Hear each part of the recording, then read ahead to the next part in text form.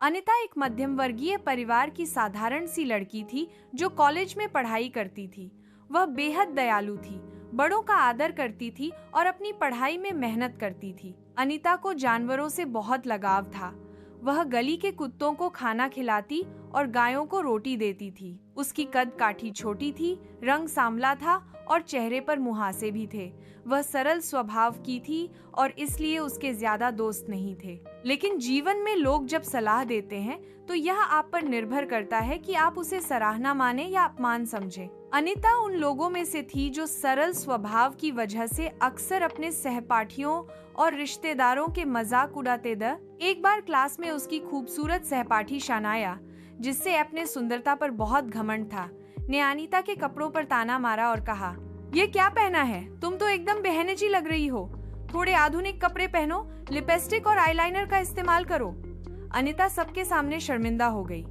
एक दिन जब अनिता कॉलेज से घर लौट रही थी तो एक रिश्तेदार अंकल ने उसे टोकते हुए कहा, धूप में बाहर मत जाया करो, तुम्हारा चेहरा और काला हो जाएगा। तुम हड़ी सॉल की हो गई हो, फिर भी साड़ी के लिए कोई भी प्रस्ताव घर नहीं आता। अनीता अपने घर में पढ़ाई कर रही थी। एक रिश्तेदार आंटी आई और उससे पूछने लगी, तुम क्या पढ़ती हो? अनीता ने कहा, मैं स्नातक के लिए रसायन विज्ञान की पढ़ाई कर रही हूँ। आंटी ने उससे पूछा, तुम्हारी उम्र क्या है? अनीता बोली, 20 साल। दुष्ट आंटी ने अनीता की माँ से बात की, आपकी बेटी इतनी स्मार्ट नहीं दिखती। आधुनिक समाज के अनुसार अब वह 20 साल की हो रही है।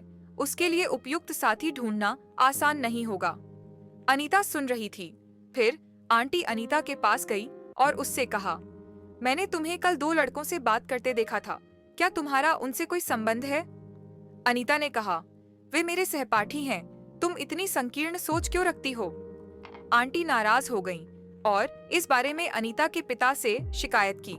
आंटी ने कहा, आपकी बेटी को पता नहीं है कि कैसे व्यवहार करना है। वह नियंत्रण से बाहर हो गई है। अनीता कुछ मजा लेना चाहती थी और अकेले पार्क गई। 2 लड़के अमित और राकेश पार्क में घूम रहे थे। उन्होंने साधारण अनीता को निशाना बनाया। अमित ने जानबूझकर अनीता को छूने की कोशिश की। अनीता चिल्लाई, तुम्हारी क्या प्रॉब्लम है? तुम मुझे ऐसे कैसे छू सकते हो? दोनों हंसे। अमित ने गंभीरता से कहा, क्या तुमने दर्पण में अपना चेहरा देखा है? राकेश ने कहा, तुम इतने बदसूरत हो कि तुम्हारा कोई भी बॉयफ्रेंड। अनीता उदास हो गई और पार्क से जाने का फैसला किया। लोगों की ये लाइंस अनीता के अवसाद का कारण बनी। वह असहाय थी और अचानक टीवी पर फेयर एंड लवली का विज्ञापन आया।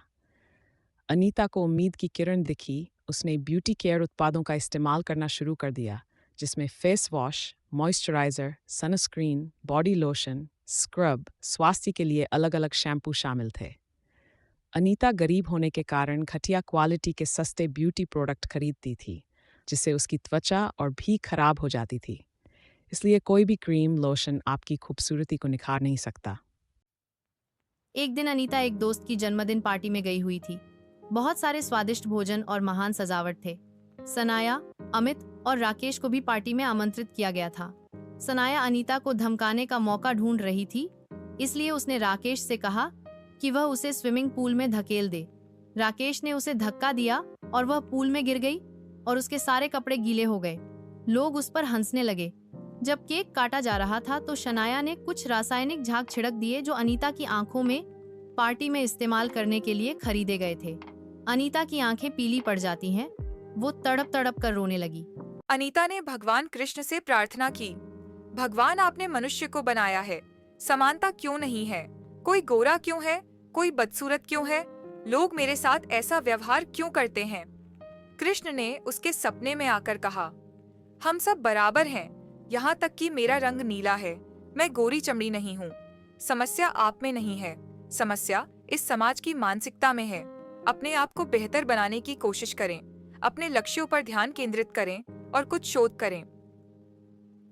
हालांकि ये बातें अनीता को आहत करती थीं, उसने खुद को ये समझाया कि उसकी पहचान केवल उसके रूप रंग और कपड़ों से नहीं है, बल्कि उसके गुण, विचार और कर्म से है। उसने इन तानों को खुद को मजबूत बनाने का जरिया बनाया और तय किया कि वह अपने आत्मसम्मान और आत्मविश्वास को किसी के भी शब्दों से कमजोर नहीं होने देगी। अंत में अनीता ने बहुत सारे शोध किए। पहले उन्होंने एक स्वस्थ आहार बनाए रखा, फास्ट फूड खाने से परहेज किया, सौंदर्य बढ़ाने वाले खाद्य पदार्थ जैसे नारंगी, पपीता आदि खाए और स्वस्थ आहार बनाए रखा। उसकी त्वचा तैलीय थी, इसलिए पहले कुछ घरेलू नुस्खे आजमाए। डेली स्किन केयर रूटीन: दूध, 1 चम्मच नींबू मिलाकर लगाएं, मॉइस्चराइजेशन के लिए एलोवेरा और एक्सफोलिएशन के लिए शहद। वह एक प्रतिष्ठित त्वचा विशेष के पास गई और उससे सौंदर्योपचार के लिए कहा। साथ ही हर महीने में 1 बार वह हाइड्रा फेशियल और हेयर स्पा के लिए पार्लर जाती थी। उसने एथनिक, ट्रेडिशनल लेकिन अच्छे दिखने वाले कपड़े खरीदे। उसने सर्वोत्तम मूल्य के कपड़े वाली स्थानीय दुकानों की खोज की, जिससे कपड़े खरीदने की फ्रीक्वेंसी कम हो गई, क्वालिटीज की मात्रा बढ़ गई। कई आत्म सुधार वीडियो देखे, कैसे बात करें, कैसे चलें, दोस्त कैसे बनाएं, राजनीति से कैसे निपटें आदि। अनीता ने खुद को इतना सुधारा था कि अब लोग उसे घूरने लगे और वो आकर्षक लगने लगी। उसकी चमकती सांवली त्वचा इतनी आकर्षक थी कि उसने लड़के और लड़कियों दोनों को दोस्त बनाना शुरू कर दिया। शनाया, जो कभी उससे नफरत करती थी, उसे उसकी खूबसूरती से जलन होने लगी। उसने हॉट दिखने की पूरी कोशिश की, लेकिन यहाँ तक कि शनाया के बॉयफ्रेंड को भी अनीता शनाया से ज्यादा आकर्षक लगी। दूसरों के शब्द हमें तभी प्रभावित करते हैं जब हम उन्हें अपने ऊपर हावी होने दें। सच्ची सुंदरता हमारे मन और विचारों में बसती है। दुनिया का सामना डटकर करना ही आत्मसम्मान का सही अर्थ है।